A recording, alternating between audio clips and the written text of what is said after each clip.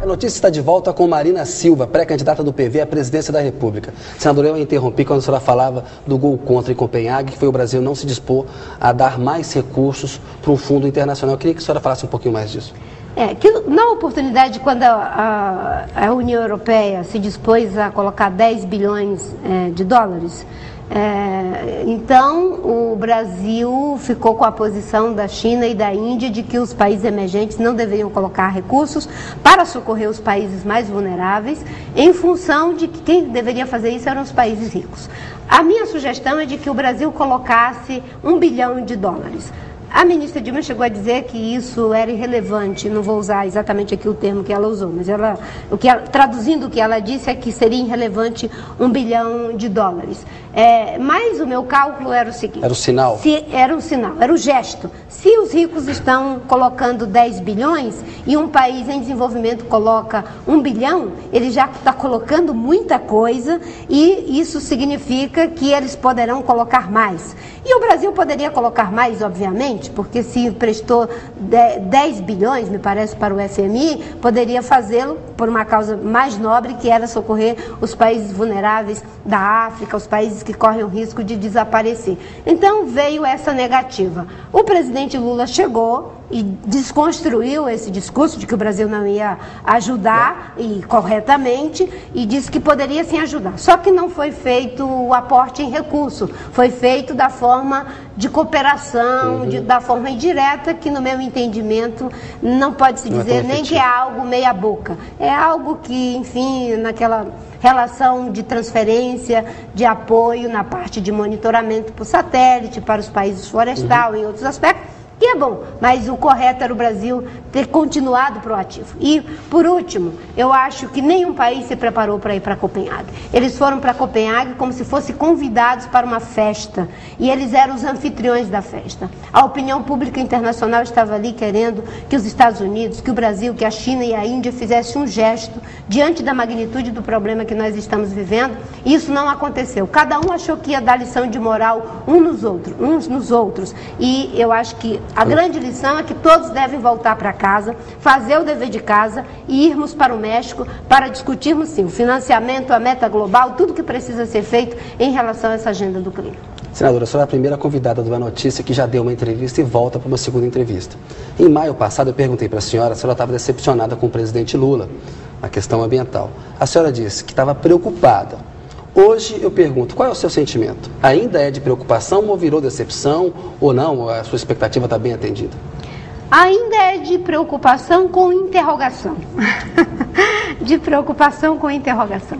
De interrogação porque o presidente Lula fez um gesto indo para Copenhague. Eu fui ministra do Meio Ambiente e sei o quanto essa agenda era difícil de ser tratada de forma transversal dentro do governo. Eu reconheço que boa parte das coisas que consegui foi graças ao apoio direto dele, porque havia uma resistência muito grande de outros setores, mas esse tema nunca conseguiu ser colocado como algo que deveria fazer parte de uma estratégia de governo, não é? Então, mas tivemos sinalizações, e eu espero que elas não sejam conjunturais.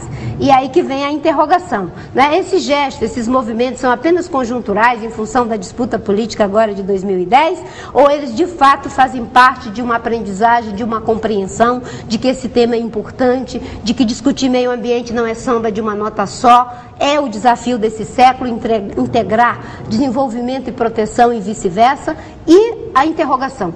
Nós assumimos meta, nós estamos dizendo que o Brasil agora vai assumir uma posição proativa no âmbito da convenção, mas a legislação ambiental está sendo destruída no Congresso Nacional. O que o governo vai fazer para evitar mudar o Código Florestal? O que o governo vai fazer agora com a emenda que foi colocada pelo deputado Paulo Teixeira na lei que regulamenta o artigo 23, que proíbe o IBAMA de fiscalizar desmatamento? Sem o IBAMA desfiscalizando desmatamento, nós não vamos sequer atingir a meta que o governo acaba de se comprometer, e outras agendas em relação à questão energética, de infraestrutura e outros aspectos. A senhora tem dúvidas em relação à sinceridade da ministra Dilma, que é pré-candidata do PT, na questão ambiental?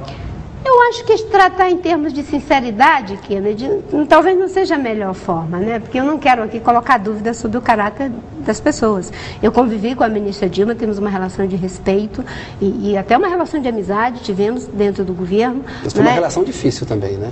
É difícil, mas isso não impede as pessoas de terem amizade, claro, né? Porque às vezes a gente tem relação difícil em umas coisas e em outras não, não é? E eu, graças a Deus, não tenho essa visão dualista das coisas, né? Ou é bem ou é mal, ou é o inferno ou é o céu. Não, eu acho que existe um terceiro. A gente vive os paradoxos também e eles nos fazem muito bem. Então, eu não quero tratar essa coisa de colocar dúvida, não. Eu quero dizer a compreensão mesmo. Se isso é uma questão estratégica, isso é uma questão importante, ou continua, pelo que eu sinto, o discurso desenvolvimentista. Por exemplo, eu li as entrevistas da ministra Dilma, nas duas revistas que ela deu a entrevista, e a questão ambiental não aparece como uma questão importante.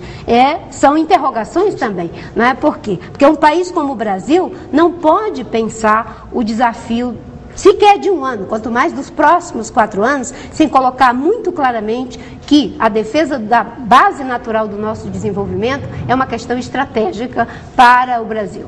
Senadora, de 0 a 10, que nota a senhora dá ao governo Lula? Olha, eu já disse isso para vários jornalistas, de que como professora eu nunca gosto dessa coisa de reduzir qualquer coisa a uma nota. Eu prefiro os processos de avaliação. E para que serve a avaliação? Aprovado ou reprovado, então? Eu diria aprovado em vários aspectos, não é? E precisando fazer a lição em outros aspectos. Não é? Acho que na política social o presidente Lula foi aprovado, sim.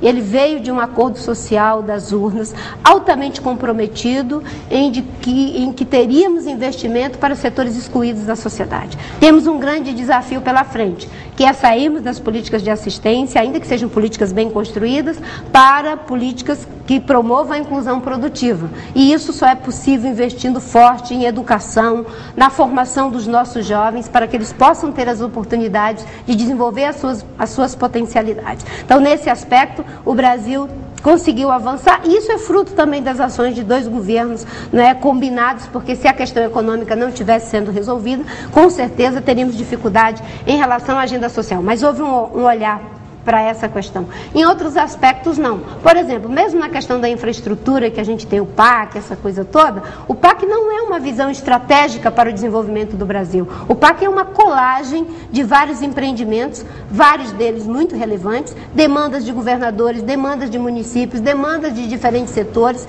algumas delas, como eu disse, muito relevantes, mas outras que não estão linkadas com uma dinâmica de desenvolvimento para os próximos 10, 5, 15, 20 anos. Só para o telespectador entender, o PAC é o Programa de Aceleração do Crescimento, é um grande programa de obras em infraestrutura, saneamento, que o governo está tocando e está dizendo que é uma maravilha, e a senhora está relativizando que não é essa maravilha. Há uma colagem, falta uma visão mais estratégica. É importante, vários empreendimentos são importantes, mas você não pode pensar num país como o Brasil, em plena crise ambiental, apenas uma coisa. Você tem que qualificar o desenvolvimento. Não é só uma questão de acelerar. O desenvolvimento se transformará no quê? Não é? O crescimento se transformará no quê? Em desenvolvimento. E desenvolvimento significa o quê? É pessoas mais educadas, pessoas mais capacitadas, com melhores condições de moradia, com saneamento básico, com melhor acessibilidade para ir para o trabalho, para, enfim, escoar sua produção. Isso é que é desenvolvimento. Senadora, a gente está vendo lá em Brasília o escândalo do mensalão do DEM. Um governador eleito no exercício do cargo foi preso, José Roberto Arruda. Isso suscitou um debate sobre Brasília, que completa 50 anos agora, em abril. A senhora acha que foi um acerto ou um erro construir Brasília? Olha, construir Brasília foi um acerto, sim. Eu, na minha percepção, né? Você até me surpreende com essa pergunta, né? Mas acho que o Juscelino teve uma visão antecipatória de Brasil. Eu fico imaginando como seria se a capital do país continuasse no Rio de Janeiro, com todo respeito pelo Rio de Janeiro, que sente essa falta legitimamente de ser a capital do Brasil, continua sendo, porque do ponto de vista cultural, simbólico, o Rio de Janeiro continua sendo a capital do Brasil, mas acho que ter a República ali no centro, né, no coração do Brasil, é algo que foi uma visão antecipatória de mundo. Obviamente que a gente não pode culpar a cidade pelos seus maus governantes, não é? Então nós não podemos satanizar Brasília em função do escândalo do mensalão dos democratas, do governador Arruda, algo que é lamentável. Eu confesso para você, Kennedy, que eu não me regozijo com isso que aconteceu. Termos um mensalão do PT, e eu digo isso com muita dor pelo PT, porque eu fui do PT até 5 meses atrás, isso doeu em todos nós, porque a grande maioria dos petistas são pessoas honestas, homens de bem, mas alguns cometeram erros e que foram muito ruins para o partido e para o Brasil. E agora o PT tenta reescrever a história, dizer que, olha, foi golpe no Congresso do PT, aquela visão, o presidente Lula nesse programa disse que, olha, o mensalão foi uma tentativa de golpe. Me parece aí que o PT está tentando reescrever um episódio que não era uma tentativa de golpe. A oposição quis desgastar o governo, mas houve ali um caso concreto de corrupção, não, ministro? Houve um caso grave que deve ser investigado e que os culpados devem ser punidos.